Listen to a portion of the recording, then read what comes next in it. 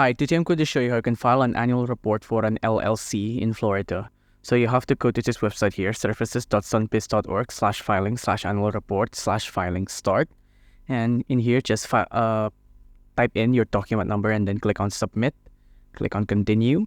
Here you'll see the filing fee you have. Just scroll down and review some of these if you need. And then click on move on to final review. Scroll down again. Do you want a certificate of status? Click this, yes or no, depending on what you want. Again, click on to final review. Scroll down again, click on again, move on to final review. Once that's done, you'll move on to here, final review. Scroll down again, this is the same one.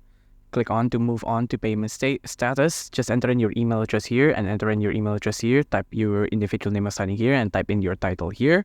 After that's done, you'll be redirected where you'll need to put in your banking details to pay.